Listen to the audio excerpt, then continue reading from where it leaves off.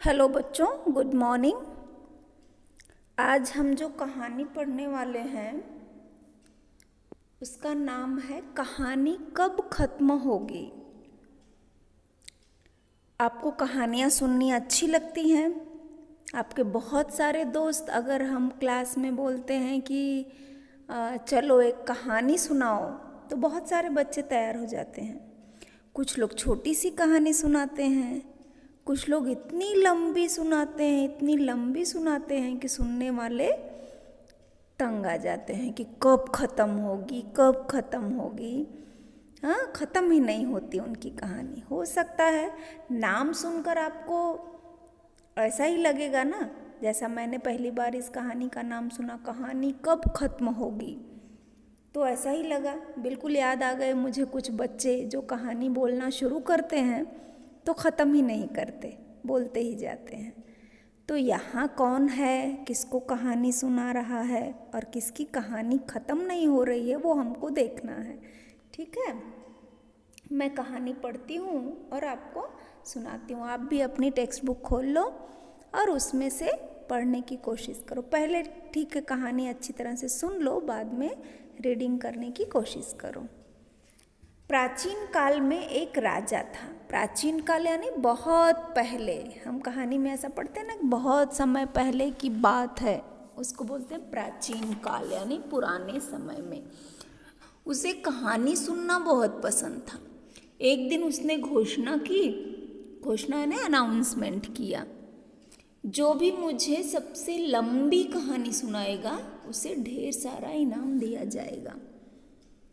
खबर सुनकर कहानी सुनाने बहुत से लोग आए। एक आदमी ने कहानी खत्म करने में 1 सप्ताह लगाया। 1 सप्ताह यानी 1 वीक, पूरे 7 दिन।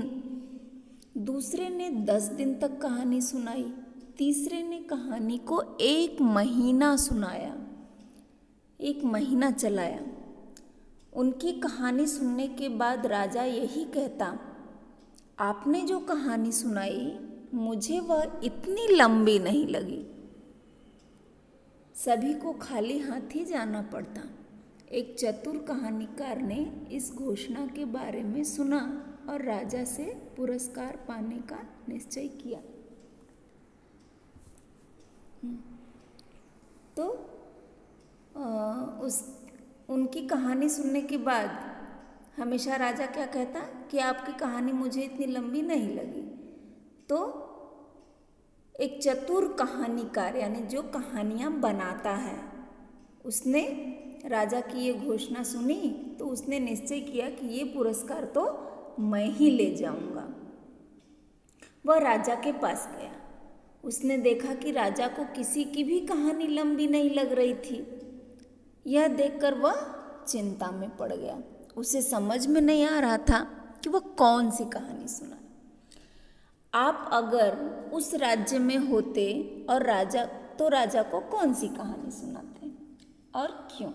यानी आपको एक ऐसी कहानी सोचना है कि ये जब तक चल रहा है, ये कहानीकार जब तक कोई दूसरी कहानी सोचता है, आप भी सोचो कि अगर आप उस राज्य में होते और राजा को आपको कहानी सुनाना होता तो कौन सी सुनाते। अच्छा, अब आगे क्या हुआ, कहानीकार ने कौन सी कहानी सुनाई होगी वो हमको देखना है। उसने महल के बाहर झांकना यानी पीप करना, बाहर देखना, खिड़की से बाहर जैसे आप देखते हो ना, झांकते हो, उसको कहते हैं। तो उसने महल से बाहर देखा। बाहर बहुत तेज बारिश हो रही थी। बारिश देखते उसे एक उपाय सूझा और उसका आत्मविश्वास बढ़ गया। आत्मविश्वास यानी कॉन्फिडेंस उसका, वो बिल्कुल पक्का हो गया उसका मन कि मैं लंबी कहानी सबसे सुना पाऊंगा राजा को। वह राजा से बोला, महाराज, मुझे एक लंबी कहानी आती है। उस कहानी को पूरा करने में मेरी पूरी जिंदगी बीत जाएगी। क्या कहानीकार राजा को लंबी कहानी सुना पाएगा? आपको ऐसा क्यों लगता है? उसने क्या वादा किया राजा से कि मैं ऐसी कहानी सुनाऊंगा जिसको सुनते सुनते पूरी जिंदगी बीत जाएगी मेरी। सुनाते सुनाते राजा ने उत्साह से कहा, उत्साह ने बड़े जोश के साथ, एक्साइटमेंट के साथ, ओह, ऐसी बात है तो सुनाओ कहानी। कहानीकार ने कहा, मगर मेरी एक शर्त है, जब मैं कहानी के दौरान रुक जाऊं तब आप फिर क्या हुआ, फिर क्या हुआ ऐसा पूछते रहेंगे।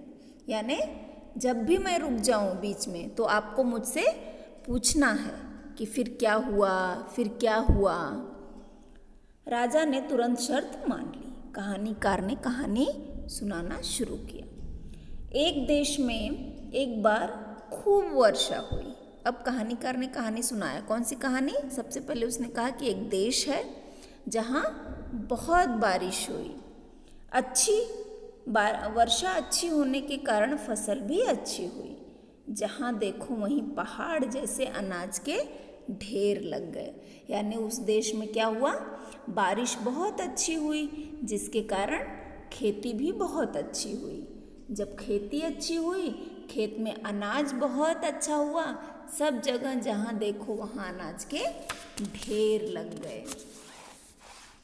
उस देश का मंत्री इतना सारा अनाज देखकर परेशान हो गया।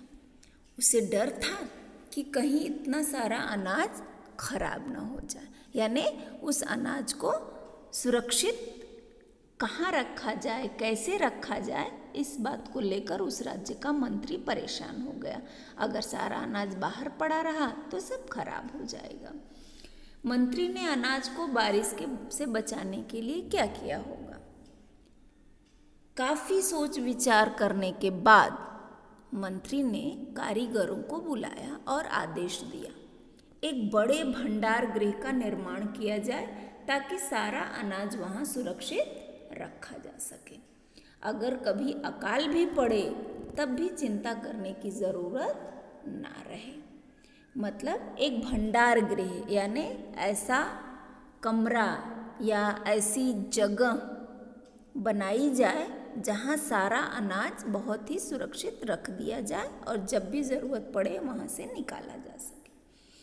आदेश के अनुसार एक बड़े भंडार गृह का निर्माण किया गया।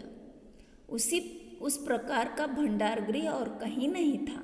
उसे देखने दूर दूर से लोग आए। मंत्री ने जिस तरह का भंडार गृह यानी स्टोर रूम, एक तरह का भंडार गृह मतलब स्टोर रूम होता है ना आपके घर में, किचन के बगल में एक रूम होता है छोटा सा, या फिर किचन के पास ही सारा सामान जो अनाज होता है खाना बनाने का सब रखा जाता है, उसको स्टोर रूम कहते हैं। तो वो अब अभी तो घर छोटे हैं, वो तो पूरे राज्य की बात है। यानी इतना अनाज हुआ है, उसको किसी बड़े भंडार गृह में रखना पड़ेगा। तो उसके लिए उसने एक भंडार गृह बनवाया और लोग उसको दूर दूर से देखने के लिए आए कि कैसा बना है। भंडार गृह में हवा जाने के लिए एक रोशनदान छोड़ा गया। छोटी सी खिड़की जैसा रोशनदान जो कमरे में ऊपर एकदम होता है उसको रोशनदान कहते हैं। जो रोशनदान इसलिए कहते हैं कि ताकि थोड़ी रोशनी, थोड़ा प्रकाश, उजाला उसके कमरे के अंदर आ सके। तो एक दिन एक चिड़िया भंडार गृह के चारों ओर मंडरा रही थी। उसे वह रोशनदान दिखाई दिया। वह फुर्र से उड़कर भंडार गृह के अंदर घुस गई। वह अनाज का एक दाना अपनी चोंच में लेकर बाहर आई और उस दाने को अपने घोंसले में रख दिया। यानी भंडार गृह इतना सुरक्षित बनाया गया, उसमें सिर्फ एक रोशनदान, ताकि हवा और रोशनी, क्योंकि अनाज बिल्कुल हवा रोशनी नहीं मिलेगी तो खराब हो जाएगा, इसलिए वो रोशनदान बनाया गया। अब एक छोटी सी चिड़िया जिसने उस रोशनदान को देखा उसके अंदर गई, एक अनाज उठाया और अपने घोंसले में रखा।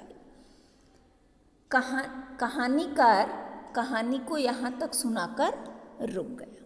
उसने इतना ही सुनाया कि चिड़िया गई, भंडार गृह में एक अनाज उठाया और अपने घोंसले में रख दिया। उसके बाद वो रुक गया। फिर क्या हुआ? राजा ने पूछा, क्योंकि उसने पहले ही कहा है कि जब मैं रुक जाऊं तो आपको फिर क्या हुआ ऐसा पूछना है। तो राजा ने पूछा, फिर क्या हुआ? अगले दिन कहानीकार ने आगे बताया कि अगले दिन फिर चिड़िया ने अपने पंख फैलाए और उड़ते हुए भंडार गृह पहुंची। वह भंडार गृह के अंदर घुसी, अनाज के ऊपर बैठी, एक और दाना अपनी चोंच में दबाया और भंडार गृह से बाहर आई और उसे लेकर उड़ गई। उसने वह दाना अपने घोंसले में जाकर रख दिया। कहानीकार रुका। तभी राजा ने तुरंत पूछा, फिर क्या हुआ? यानी एक दिन उसने पहले चिड़िया एक दाना लेकर गई, घोंसले में रखा। फिर राजा ने पूछा फिर क्या हुआ? तो फिर से कहानीकार ने वही बताया कि इस बार भी चिड़िया उड़ते उड़ते गई, भंडार गृह के अंदर गई, अनाज पर बैठी, एक दाना लिया, अपने घोंसले में जाकर रख दिया और फिर रुक गया। फिर राजा ने पूछा फिर क्या हुआ?